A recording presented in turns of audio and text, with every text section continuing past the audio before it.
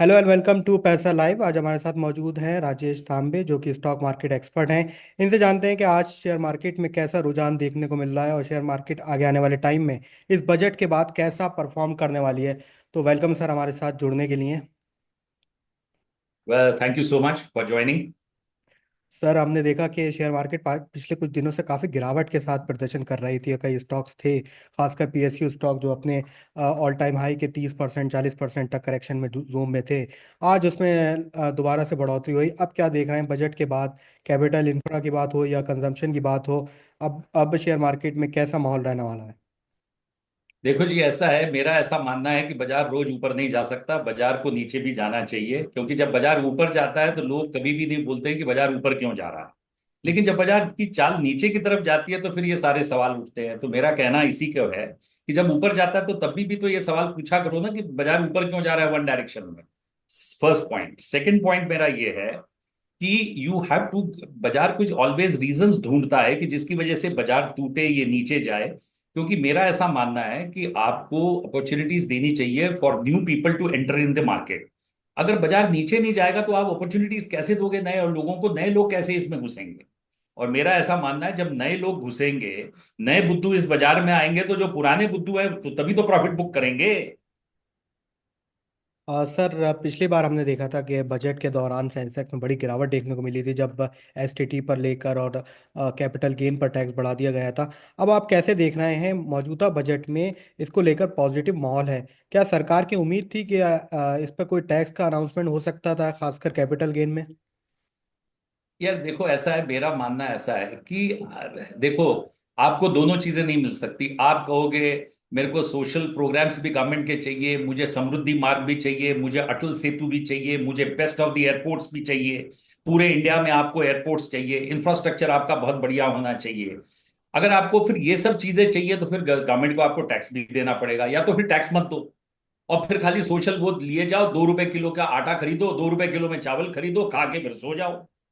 अगर आपको, अगर हर चीज नहीं मिल सकती, you cannot have both the things at the same time.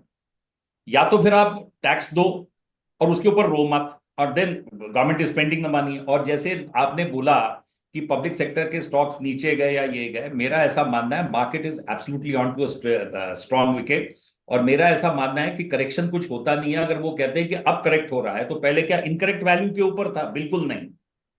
तो मेरा ऐसा मानना है कि ये जो लोगों ने, ये जो इस बजट से पहले बोला टैक्स टेररिज्म चल रहा है, यार क्या, क्या कहना क्या चाहते हो?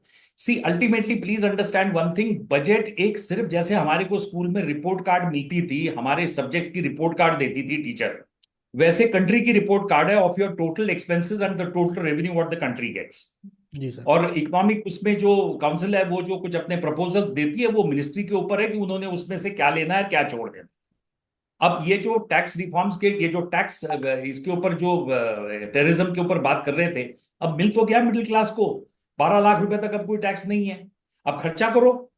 अगर आप खर्चा करते हो, उससे डिमांड आती है, तो फिर प्राइवेट इन्वेस्टमेंट्स आएंगी।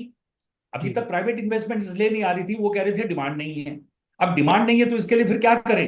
तो गवर्नमेंट ने कहा चलो हम टैक्स दे देते हैं, क्योंकि आप सब लोग बोल रहे थे टैक्स टेररिज्म है। अब जी। 12 लाख तक आपको टैक्स नहीं है। अब इसके बाद देखेंगे कि अगर लोग खर्चा करते हैं कि या तो फिर लोग सेविंग्स करते हैं, उससे डिमांड आती है, उसके बाद प्राइवेट इन्वेस्टमेंट्स आती है कि नहीं आती है। तो that will have to wait and watch. लेकिन मेरा ऐसा मानना है, हर श्रोताओं को जो इस प्रोग्राम को देख रहे हैं, India today is on a strong wicket. आज हम सबसे लार्जेस्ट इकोनॉमी है। आप ये देखिए ना कि यूएस ने हमारे ऊपर एम्बार्गो नहीं लगाया, हमने जी कोविड के सर। बाद क्रूड सबसे सस्ते दामों में रशिया से लिया। रशिया से लिया, इराक से आज लिया। इंडिया की कोई पोजीशन है, उन्होंने एम्बार्गो हमारे ऊपर नहीं लगाया। आज हम G20 में हमारा डंका बजता है, मोदी जी का डंका बजता है। तो आज ये डंका हमारा इसीलिए बज रहा है क्योंकि हमारा जो मिडिल क्लास है वो बड़ा अच्छा है। हमारा जो लेवल ऑफ एजुकेशन है वो काफी ऊपर तक चला गया है। और मेरा ऐसा मानना है कि अगर ये बाजार सेंसेक्स लाख और 2 लाख भी हो जाएगा, this is not going to make India super power. Super power जी इंडिया तब बनेगा जब 100% लिटरेसी रेट होगी इंडिया में।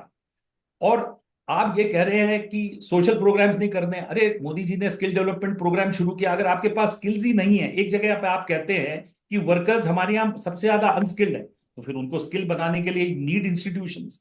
जी मतलब सर। आप दोनों ही तरफ से डंके बजाते हो, यहां से भी और वहां से भी। तो मेरा ऐसा मानना है कि मिडिल क्लास चाहता क्या है? कोहिनूर का एक एक हीरा दे दे सबके हाथ में और कहें कि चलो भाई अब खुश हो जाओ।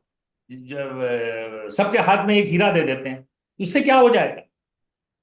तो this is not a good thing. ये जो मिडिल क्लास की ये जो टेंडेंसी है ना, यही बिल्कुल गलत है। सोच ही गलत है, अपनी सोच को बदलो।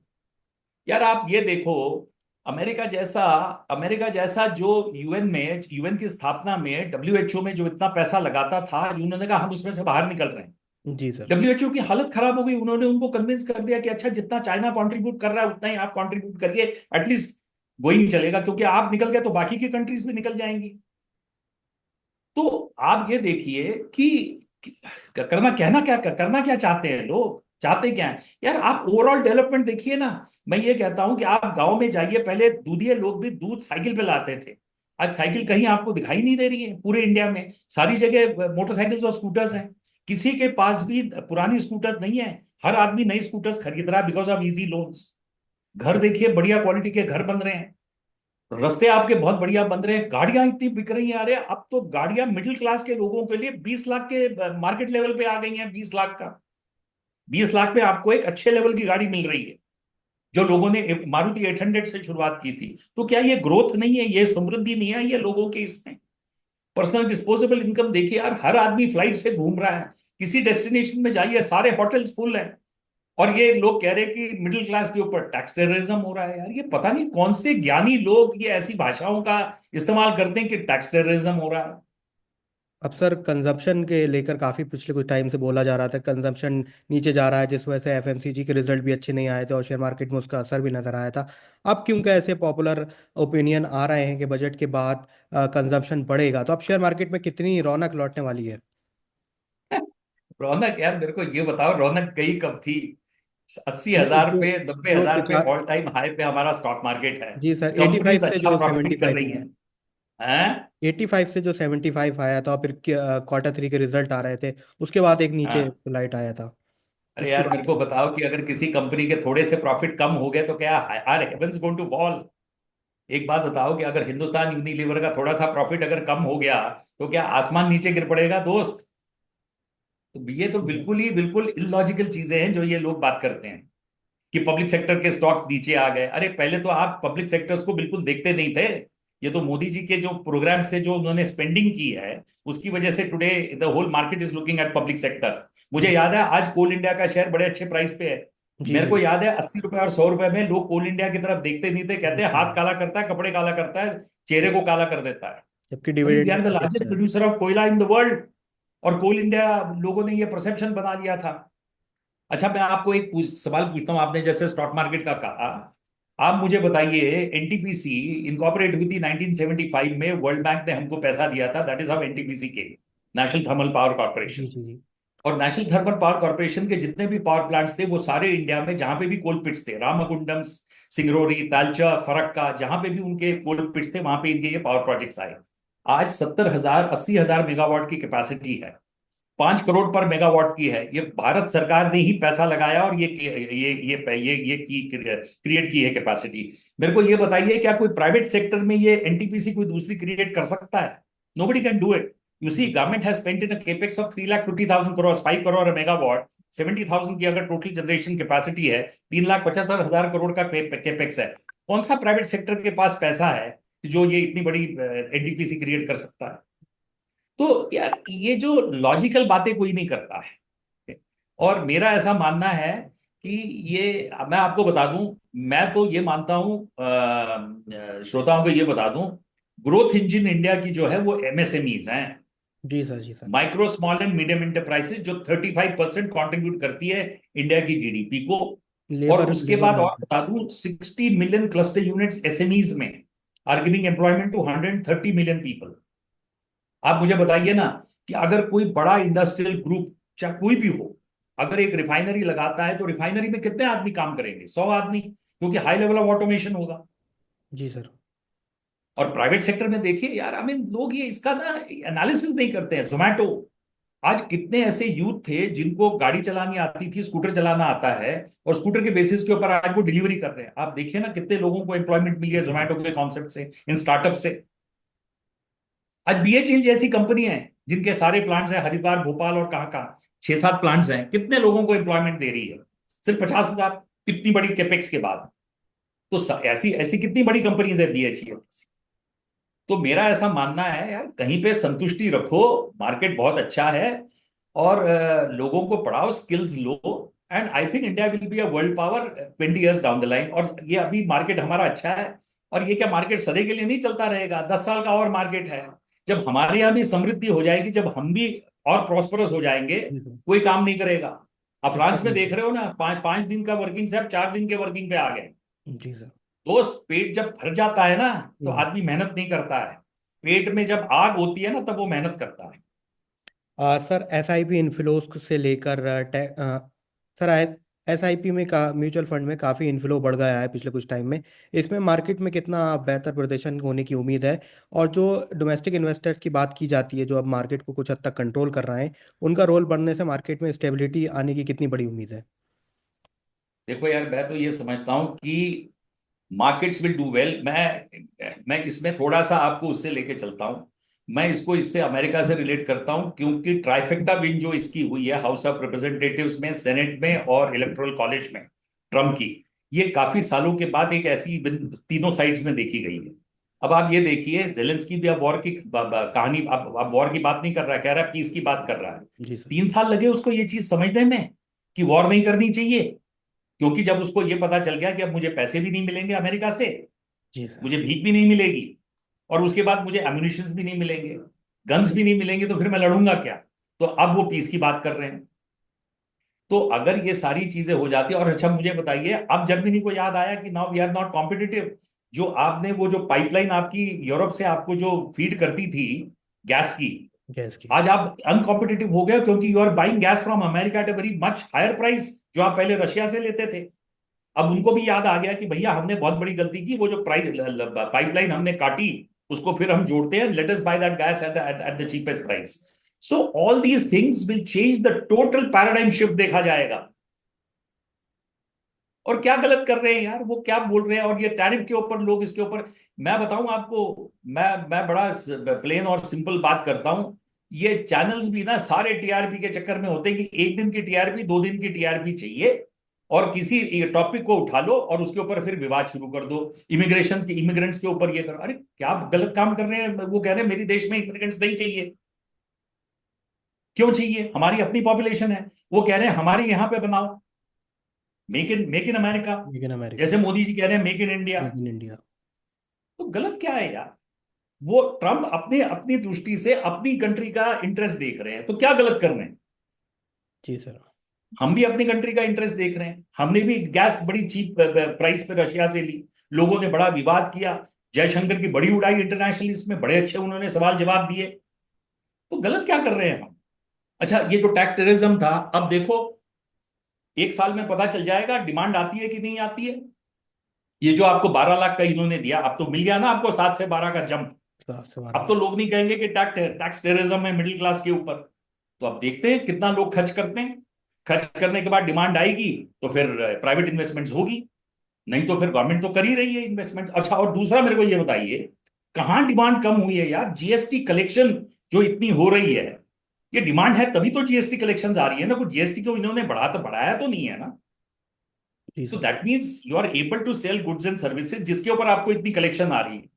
तो डिमांड कहाँ कम हुई है यार? 7% की ग्रोथ है, पूरे वर्ल्ड में हालत खराब है, हम 7% पे ग्रो कर रहे हैं, इसमें भी लोग खुश नहीं है। ये जो विवाद करते हैं, जो आते हैं, जो मैं कहूंगा, लोग कहेंगे ये तो मोदी का चमचा है।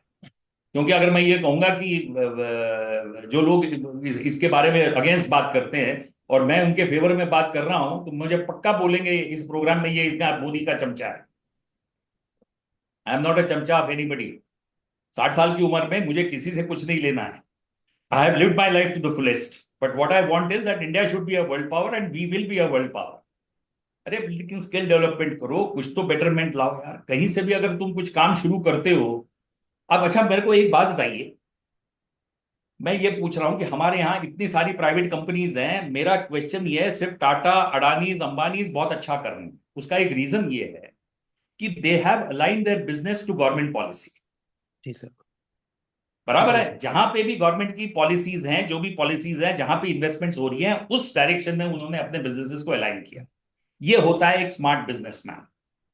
तो क्या बाकी के बिजनेसमैन नहीं कर सकते? क्योंकि सोच ही नहीं है ना उनकी। हर बिजनेसमैन कैसे बड़ा बिजनेसमैन बन सकता है? अरे एक ही माँ के दो बेटे पैदा होते हैं, एक बड़ा बन जाता है, एक छोटा रह जाता है। अपॉर्चुनिटीज दोनों को मिलती है, ऐसा नहीं है कि माँ उसको दोनों बच्चों को कोई अपॉर्चुनिटीज नहीं देती है। अपॉर्चुनिटीज देने के बाद भी वो बिजनेसमैन बिजनेस नहीं कर पाता है। तो मेरा ऐसा मानना है कि let us not get into all this discussion of tax terrorism, ये सब का खत्म हो गया है। India is on to a growth story यार। आज हमारा नाम है पूरे वर्ल्ड में। जी सर। मोदी जी ने आज अपनी छवि बना दी पूरी हिंदुस्तान की, और लोग अभी भी रो रहे हैं। सर अगर सेक्टर की बात करें निवेशकों के लिए, कौन सा ऐसा सेक्टर है जो बहुत अच्छा परफॉर्म करने वाला है? ईवी को लेकर पिछले 1-2 साल से काफ़ी बातें थी। आईटी सेक्टर में इस समय थोड़ा सा क्या कह सकते हैं, करेक्शन बोल सकते हैं, उसे करेक्शन आ रहा है। अब आप किस सेक्टर पे ज़्यादा बुलिश होते हुए नजर आएंगे? मैं बताऊं आपको, मैं जब भारत भ्रमण करता हूं, आप मानोगे, नॉर्थ इंडिया में तो मैं बड़ा इंप्रेसिव नहीं हूं। क्योंकि नॉर्थ इंडिया में मैंने देखा शो बिजनेस बहुत ज्यादा रहता है। और मैं बड़ा इंप्रेस हुआ from the state of Tamil Nadu. और जब मैं तमिलनाडु में घूमता हूं और मैं ये देखता हूं, आपको मैं एक बड़ा एक सिंपल सा एग्जांपल बताता हूं। मैक्सिमम आपकी एसएमईज जो मैंने देखी हैं, एमएसएमईज, वो तमिलनाडु की एक तमिलनाडु। कंपनी है। 16 साल की उम्र में उन्होंने अपने पिता का साथ दिया, पढ़ाई पूरी करी नहीं। आज वो सिर्फ एम्प्लॉय मोबिलिटी में काम करते हैं। एम्प्लॉय मोबिलिटी मतलब आज तमिलनाडु में जो बड़ी बड़ी फैक्ट्रीज लगी है, सैमसंग की, सेंट गोबेन्स की, तो हर कंपनी अपने एम्प्लॉयज को कुछ अच्छे बेटर फैसिलिटीज देना चाहता है। तो वो बस का ट्रांसपोर्टेशन का काम करते हैं, जिसको बोलते हैं एम्प्लॉय मोबिलिटी। तो वो आजकल कंपनीज कहती है एसी बसेस लाओ। उनके पास एसी बसेस हैं। आज कितना टर्नओवर कर रहे हैं वो इस बिजनेस में, एम्प्लॉय मोबिलिटी में। आज 150-200 करोड़ का बिजनेस कर रहे हैं। तो मैं ये कह रहा हूं कि यार इट इज नॉट, आप अपॉर्चुनिटीज देखो। इंडिया की ग्रोथ स्टोरी एमएसएमईज है, जो 35% इंडिया की ग्रोथ स्टोरी को, जीडीपी को कंट्रीब्यूट करती है। Friends, 60 million SMEs, clustering units in India, giving employment to 130 million people. हमें एसएमईज भी चाहिए, हमें टाटाज भी चाहिए, हमें बिरलाज भी चाहिए, हमें रॉयल एनफील्ड भी चाहिए, और हमें अडानी जी भी चाहिए। It has to be a mix of everything, I suppose. Okay sir, आप आपने एसएमएस की बात करी और कई कंपनीज की बात करी। टाटा को लेकर भी कहा जा रहा है कि पिछले कुछ समय से टाटा मोटर्स का शेयर काफ़ी नीचे जा रहा है। उस पर आपका कोई पॉइंट है? और क्या कैसा देखते हैं इसका सीधा अच्छा वैल्यूएशन या करेक्ट वैल्यूएशन कितना होगा टाटा मोटर्स का? करेक्ट वैल्यूएशन तो दोस्त भगवान भी नहीं आके बोल सकते। जैसे आपने तो ये सवाल पूछ लिया कि रुपये बड़ा वीक हो रहा है, तो यहां से 80 से 82 पे चला गया, 85 पे चला गया। मैं ये बोलता हूं, भगवान कृष्ण भी अगर जमीन पे आ जाए और आप उनसे सवाल पूछे कि रुपये डॉलर रेट क्या होगा, तो वो भी नहीं बता पाएंगे, वो भी कंफ्यूज हो जाएंगे। आरबीआई गवर्नर भी इसका आंसर नहीं दे सकते, फाइनेंस मिनिस्टर भी इसका आंसर नहीं दे सकती। You see, market forces will determine what the price is going. तो मेरे को ये बताइए, कहाँ ये है टाटा मोटर्स का मैंने प्राइस 100 रुपए पे देखा है। जी, कोविड के टाइम पे। तो 100 रुपए से लास्ट प्राइस जो मैंने देखी वो 700 रुपए देखी। 700 रुपये दे। तो यार 7 टाइम्स गिरने, 7 टाइम्स, 700 टाइम्स बढ़ा, 7 टाइम्स बढ़ा। 7 टाइम्स बढ़ने के बाद अगर समझो वो 700 से 500 पे आ जाता है, तो कहाँ क्या खराबी आ गई उसमें? अच्छा ये बताइए, 100 रुपए से 700 रुपए पे गया, तब किसी ने नहीं पूछा कि 700 रुपए पे ये क्यों गया। गिरा तो फिर सब पूछते हैं कि ये गिरा क्यों। ये, यार जब जा रहा है ऊपर तब भी तो पूछो ना, क्यों जा रहा है ये इतना ऊपर? इतना ऊपर नहीं जाना चाहिए, ये तब कोई बात नहीं करता। That is what I am trying to have a rational feeling about it. वो तो सर कहा जाता है कि कोविड के बाद रिकवरी हुई है, लेकिन अब कंपनी कर्ज मुक्त भी हो गई है, डेप्ट फ्री हो गई है। उसके बावजूद भी शेयर काफ़ी उसका गिर रहा है। कितना गिरा अभी? अभी प्रेजेंट प्राइस कितनी है? 700 रुपये, और ऑल टाइम हाई 1180 रुपये के आसपास। अरे यार, 300 350 रुपए का तो खाली खाली डिफरेंस है यार। आज की डेट में बढ़िया गाड़ीज हैं, आप भी मेरे ख्याल से ड्रीम करते होंगे, पता नहीं आपके पास है कि, अगर नहीं है तो आप भी ड्रीम करोगे मेरे पास हैरियर गाड़ी होनी चाहिए, जो रेंज रोवर के प्लेटफॉर्म पे बनी है। तो आप भी तो एक ड्रीम, एक सपना तो लोगे कि मुझे ये गाड़ी लेनी है दिल्ली की सड़कों पे। तो यार कहाँ मैक्सिमम उनकी एसयूवीज बिक रही हैं, 1100 से 700 चला गया तो क्या हो गया यार, कुछ नहीं। अरे हेवेंस गोइंग टू फॉल, ये कंपैरिजन करना और ये डिस्कशन करना ही बिल्कुल वेस्ट ऑफ टाइम। सर पिछले अभी सरकार ने डायरेक्ट टैक्स कलेक्शन के आंकड़े जारी किए थे, उसमें एसटीटी पर 44% की ग्रोथ आई थी। आप कैसे देखते हैं इसमें कि कितना शेयर मार्केट इन्वॉल्वमेंट बढ़ रहा है? इससे मार्केट में स्टेबिलिटी या फिर मार्केट में ऐसे कौन से नए ट्रेंड्स आ सकते हैं जो खासकर यूएस में हो सकते थे या यूएस में थे, क्योंकि वहाँ मार्केट पार्टिसिपेशन रिटेल इन्वेस्टर्स का ज़्यादा है, इंडिया में काफ़ी कम है। इसके कितने बड़े बदलाव आ सकते हैं? यार सवाल ये उठता है कि जापान में भी रिटेल इन्वेस्टर्स जो वहां के हैं बहुत ज्यादा कम इन्वेस्ट करते हैं जापानीज मार्केट में। जी वो सर। नहीं बिलीव करते हैं मार्केट्स में। क्यों, मेरे को आप ये बताइए ना, क्यों आदमी सट्टा बाजार में जाए और सट्टा खेले, क्यों जाए? सर वो ग्रोथ। कई ऐसे लोग हैं जो कमाते हैं, प्रोविडेंट फंड में डालते हैं, उसके बाद इसमें डालते हैं, फिक्स डिपॉजिट में डालते हैं, and they are very happy with it. यार क्यों आपकी एजम्पशन होनी चाहिए कि मुझे 1 करोड़ की घड़ी पहननी है, किसी ने पहनी 1 करोड़ की घड़ी तो मैं भी पहनूं 1 करोड़ की घड़ी? अरे टाइटन की घड़ी 3,000 में भी मिलती है ना, एचएमटी की घड़ियां तो उससे भी सस्ती मिलती थी। मेरा एक मानना है, मैं हर एक इंसान को कहता हूं पूरे वर्ल्ड में ये जो डिस्टॉर्शंस क्रिएट हो रहे हैं ना, अपनी जो नीड्स को कंट्रोल में रखो, अपनी एस्पिरेशन लेवल्स को, अपने सपनों को कुछ थोड़ा सा कम करो। उसके बगैर नहीं तो आप डिसहैप्पी रहोगे पूरे जिंदगी में कि बस आप ये करना है और वो करना है, बस इसी में लगे रहोगे। वो कहते हैं ना, 99 के झोल में ही लगे रहोगे बस। सर फिनटेक फर्म्स भी इंडिया में इस समय काफ़ी अच्छा परफॉर्म कर रही है, और अब जियो फाइनेंशियल जो है ब्रोकिंग बिजनेस में जा रहा है। फिनटेक फर्म्स में आप किस पर बुलिश रहना चाहेंगे, और किस में बहुत बड़ा इस सेक्टर में आप अपॉर्चुनिटी देख रहे हैं आगे आने वाले टाइम में? देखिए ग्रो तो अच्छा कर ही रहा है। जो जिन्होंने फ्लिपकार्ट जिन्होंने बेची थी, आप देखिए कि जीरोधा को बड़ी अच्छी कंपटीशन दे रहे हैं, they have grown very fast. Jio भी अब आ रहा है तो they will also do very well. Bajaj Finance ने तो बहुत अच्छा ही किया है। तो जहां पे भी अपॉर्चुनिटीज हैं, जो बिजनेसमैन उसको देखता है, और इंडिया बिग मार्केट है, तो मैं समझता हूं कि बहुत सारी ऐसी कंपनीज हैं। मैं लोगों को बोलता हूं खाली इन्हीं कंपनी के ऊपर क्यों देख रहे हो?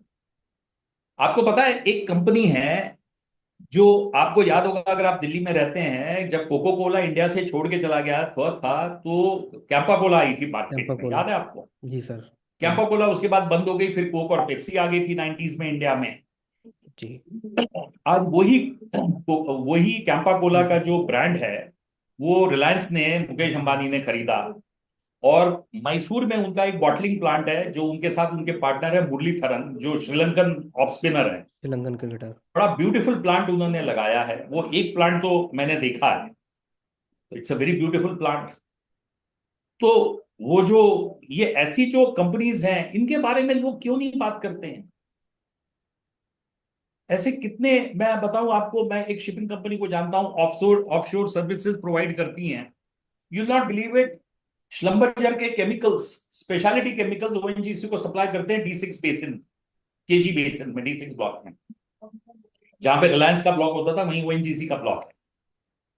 श्लम्बरजर जैसी कंपनी वहां पे उनको दे रही है, और उनको पेमेंट फॉरेन एक्सचेंज में मिलती है, डॉलर्स में मिलती है। तो ये ऐसी कंपनी को आप क्यों नजरअंदाज कर रहे हैं?